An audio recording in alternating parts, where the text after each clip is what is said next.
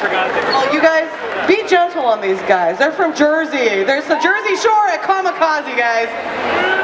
Hello, everybody. Hello, Comikaze. Yeah. Holy cow, look at all these people. You guys are amazing. Before I do anything, gotta give a big shout out to Regina and Fabiano for putting on. And everybody at Comikaze. What a great show. Everybody having a good time? Can't hear you. Everybody having a good time?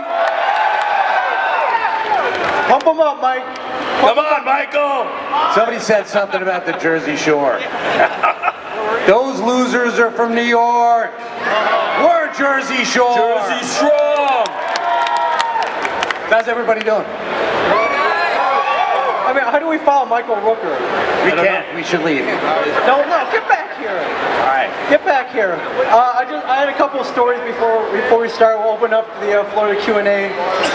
Yesterday, there's no more surreal moment than flying to LA and flipping through the onboard satellite TV and sitting on the screen shooting at LAX, the airport that you were about to land into. In the terminal that we're going to. Yes, and you're en route. And there's no more surreal moment. It's totally bizarre. No, my first thought was somebody's gunning for Rob Bruce. That's what I thought. Someone was laying in wait for you, Rob. They just got there too early, so. I'm glad we changed our time schedule. Yes, that's good. Yeah, so we were actually en route here to Comikaze when when a raving lunatic madman decides to spray our airport terminal with bullets. And insane, by the way. And it's like, what do we do? What do you do in a situation like that? Nothing. Go to Palm Springs? What could we do? We went to Palm Springs, folks. And may I just say, Palm Springs is lovely this time of year. Awesome. Send their regards. They got giant dinosaurs. Everybody ever been to Palm Springs, seen the dinosaurs? Pee Wee Herman's? Hey, you know, you go and you have a problem, you make the problem better. It was amazing. And all in all, you know, the trip out here, we took a train to the monorail, to the plane, to the bus, to the car to get here. What an experience. We love LA. You guys have been great. Yeah. We're having a great time. He's looking to us for vindication. Right? Right, guys? You're all right? Yes. You guys rock. Comic Geeks rock. Good deal. What I really wanted to do, what really made me smile was getting these two out here. Mike has never been west of the Mississippi, so he had no idea what to expect. Rob was out here, what, 15 years ago? Easily, yeah. And San Diego Comic. I don't know, I thought you got banned, like Axel Foley from Beverly Hills Cop, like, you know, they drove you to the city limits. They gave me notice, told me never to come back. Never left you back. I mean, was it everything you expected? I know, like, it's been great. Actually, I love this town. It's a great town. I mean, I know you've seen the Axl Rose Welcome to the Jungle video, and that's what you were expecting. Well, like, it was a little bit like Blade Runner last night walking to the hotel. Like LA Live, you want to be like, you Blade Runner. That's it, Blade man. Runner. Didn't happen. That's stereotypical, man. It's not. That's what the guy said. Stereotypical. What's up over there? They're both racist bastards, folks. Yeah. Just so you know. Yeah, don't worry. I will show them the best that LA has to offer. I made a short list. Went to the Pantry House. Anybody here been to Pantry House? The original Pantry. No, Yeah, the original Pantry House. Get it right, original Rob. Pantry, whatever. Top of I've that. got an Adidic memory. Top of that list was get a double animal style at In-N-Out. Number 2 is stand in a 3-hour line at Pink's Hot Dogs. And number 3 was get dysentery at Tito's Tacos down in. We're going to rob ahead for that one. Yeah, don't worry, guys. We'll hit all of those. And yeah, I actually lived out here about 10 years ago. I was working at a little company called Live Planet for Ben Affleck and Matt Damon. And you know, it was fun while it lasted. Now it's more fun. Dropper. Now it's more fun because I can tell people that I work for both Batman and Jason Bourne. There you go. And I heard you were a little nuts about that, right? What do you mean? Ben Affleck's nuts. What are you talking about? I'm not gonna listen to ISO Comics. I'm not going to bring that up. There are kids in the audience. Yeah, there are kids in the audience. If you want that full story, come to our booth at 1340 afterwards. I'll tell you that odd rumor. For $20, folks. That odd rumor that came up. But yeah, I mean, you guys are here though. I'm just so happy. We are. I'm actually really excited because I see a lot of cosplayers in the audience. Good going, folks. Wolf Flanagan would crap his pants right now. He wouldn't know what to do. Yeah, a lot of people are That's true. asking, where's the rest of the gang? Where's Kevin? Where's Kevin? Kevin is filming a little movie called Tusk down in North Carolina. Yeah, I don't know, if you follow him on Instagram, he's been posting up photos. One of them was this huge, it looked like a 30-foot by 30-foot diameter, it looked like a pool. It was a pool, But in folks. some dude's like decrepit basement. So that's Creepy is what it is. that's all you had to know. He was here last year, I think. Yeah, he was here Filmed last it. So, where's Brian Johnson? Brian Johnson is a lazy sack of crap and couldn't get out of his basement. Yeah. I mean, Cheers, what- Brian? Why do you people forgive him for that? He's crapping all over you. Yeah, no, it's things. There you go. I don't think Brian realizes how much people love him, and I really wish he would have. It's true.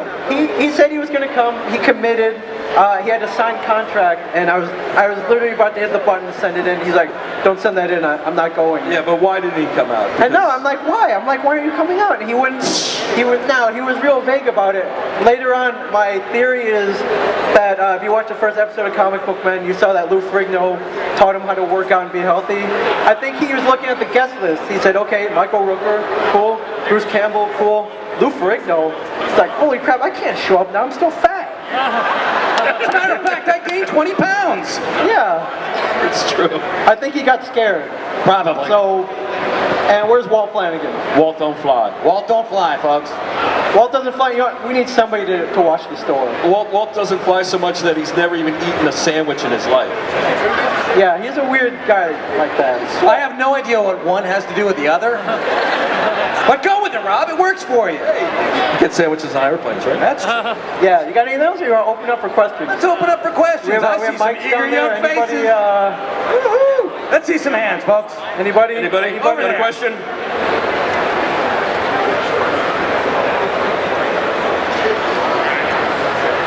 We love you guys. We love you. Thank you very That's not much. a question, though. Thank you so much. So when is Comikaze episode going to be aired? Kamikaze. We should. Episode. That's actually a season. great idea. But they might have. I don't know. Does AMC own Sci-Fi Channel? No, they don't. Then that's a I'm problem. sorry. That answers that question. I wish they would have been rolling tape on this whole trip here. Oh, that would have been great. The bus ride over. Rob doing that. Just all the wacky Constantly. situations. Hey, it's great. iPads are great. I'm going to tell you something, folks. He was second guessing our cab driver on the way here Oh. yesterday. I thought he was from He's New like, why York. isn't he taking the He took us 10 miles out of our way. No, he didn't. Yeah, he Why is he did. taking the Could have taken the 105? 105. He took the 110. When was the last time you were here? I know. How do you 15 know? years ago. How do you know he's taking the wrong Yeah, but route? I smell my own. Rob, do you realize how much people love you? Yeah? You ever talk to my wife? Not me. I mean, should we spoil what may be happening for you? Can we? Kevin, Kevin told me. You know, we're working on a pilot for a spin-off of Comic Book Man. the Rob Bruce Show, Well, possibly. it's going to be called something. Possibly. So, you know, keep your fingers crossed. Yeah, Rob, It's a how lot is it? Rob, how is it that you know so much about like stuff that Nothing. only us people care about? I don't know. I've always been into this stuff. You know, I did my first San Diego in '93, San Diego Comic-Con, when 25,000 people were there, and it was the biggest Comic-Con in the world. 1993. I set up my first comic book show at a VFW in 1980. So and that means that I've been doing this a long Dude, time. how old are you? Old enough to be your older cousin. Almost your father. He's old enough that mutton chops were in style. Hey, I'm bringing him back. Oh, Old enough to have a 9-year-old. I mean, how is it? Is it all heart? Like you just love this stuff, like we do. I'm you know, people say, why do you do it? I love to collect things. So I'm sure. Anybody collect anything out here?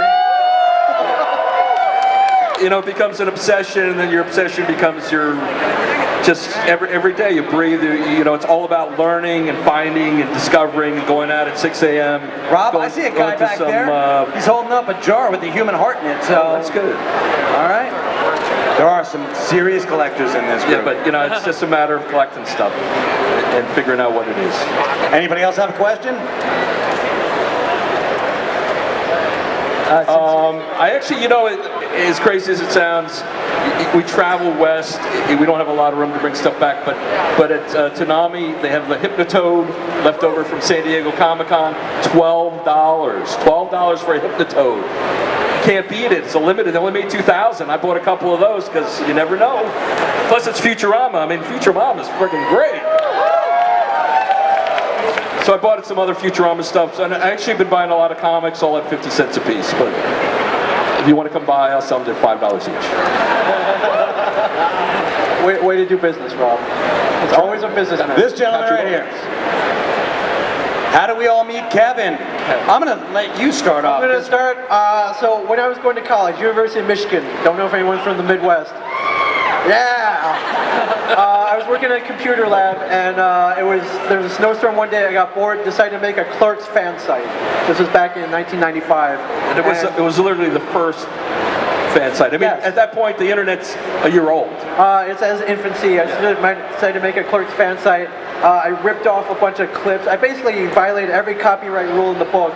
And what was the name of the website, It man? was just the Clerks website, and Kevin went to an internet cafe when those existed, pulled it up, and he was like, "Holy crap, what's this?"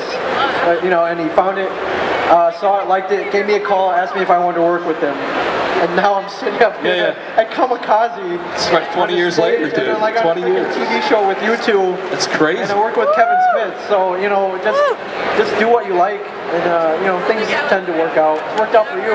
Well, yeah, and you know, in my case, I had a store in town that was across the street from where Com was a store that was owned before Kevin bought it. It's a store he bought.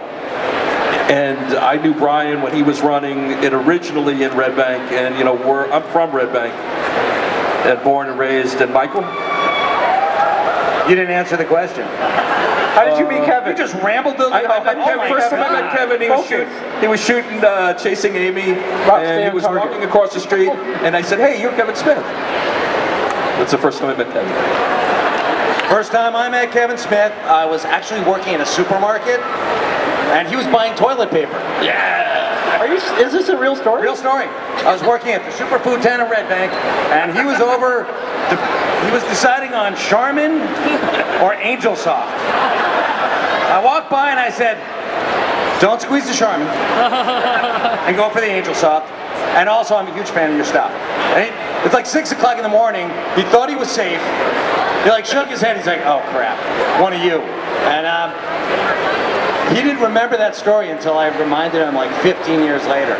And Walt Flanagan actually hired me for the stash to work 2 days a month, which I parlayed into a full-time job. Don't ask me how. Which is a normal stash story. I mean, same as Sunday Jeff. If anybody knows and listens to the podcast, you probably heard the name Sunday Jeff. Yeah, Sunday Jeff. Jeff works on Sundays, but it's one of those things where the stash has got this policy. Nobody gets a job immediately. You got to come in on Sunday. You got to work 2 days a month. No, it just sort of goes from there. there. A policy that they have to ask you. Right? Do you want to work? Do you want to work here? Yeah. You can't apply for a job. Can't apply for a job. Sorry. Sure. I just saw a flag go up with the number one. Does that mean one more question? One more question. I know it was quick. One more question. Question, all right? Make it a good right one. back there. That Make it a good gentleman one. back there. Yes, you. Wavy.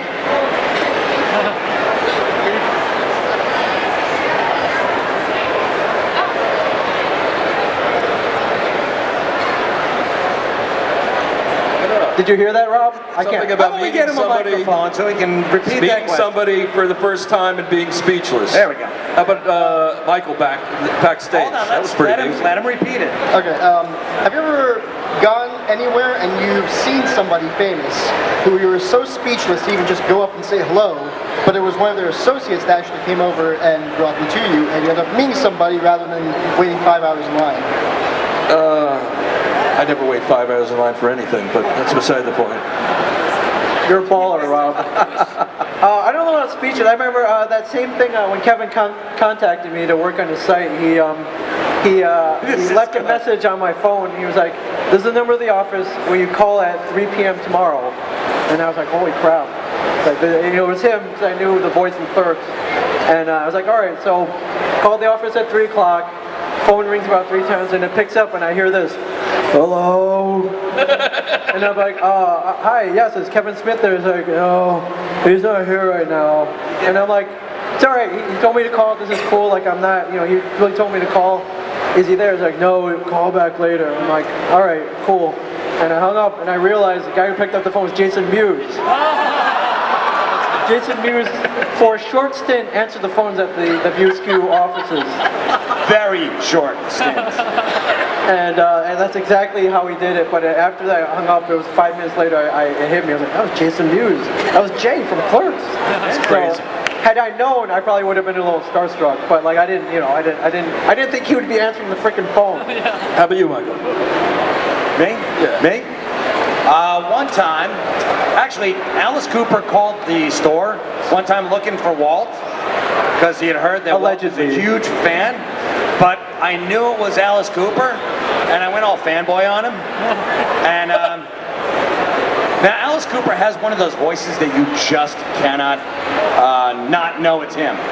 And nobody believed it was Alice Cooper. It wasn't Alice Cooper. I told everybody. Alice Cooper called the stage. It wasn't Alice Cooper. Alice Cooper's not calling the store, dude. You suck at imitating other people's voices. Alice Cooper called the stage. Alice Cooper and I went all fanboy. Alice Cooper is not calling the store. We're not worthy. We're not. But we're not worthy. But Walt Flanagan is. We're not worthy. We did not have backstage passes. It was not Alice Cooper. It was Alice. Was it you? It wasn't me. Then how do you know? It's not. With 100% surety. Alice Cooper's not calling the staff. No chance. It was Alice Cooper. Absolutely no That chance. guy right there agrees with me. I tell you, I actually was at Starbucks last week, and Deborah Harry was sitting at the next table, and I couldn't go over and say hello to her because she was. When I was a kid growing up, I had a 4 by 8 foot poster over my bed. And I thought she'd think it was too creepy, so I couldn't. But wow, I was like, Deborah Harry, she's sitting right next to me. You guys I can tell you, she would be. And I took a photo like with my iPad over my shoulder like this. You got that wasn't creepy. You got starstruck by Blondie? Yeah! Heart of glass? I'm telling you, well, you know. Oh. I mean, is that it? Do we have to go, or is that... All right, sorry. Done? All right, do we have any plugs before we leave? No. I do. Yeah, yeah, watch the show. We have a show? Yeah, Sunday nights at midnight. Yeah, Sunday nights, folks, midnight, after the second viewing of The Walking Dead and The Talking Dead. Yes. Comic Book Men. Yeah. If you have something you really have to ask us, we're right over there. Yeah, So, yeah. 1341 and listen to I Sell Comic Books and tell Steve Dave. He's a talker. Yes. Folks, thanks for coming out. Thank you very much. Thanks. We love LA. No, I need a...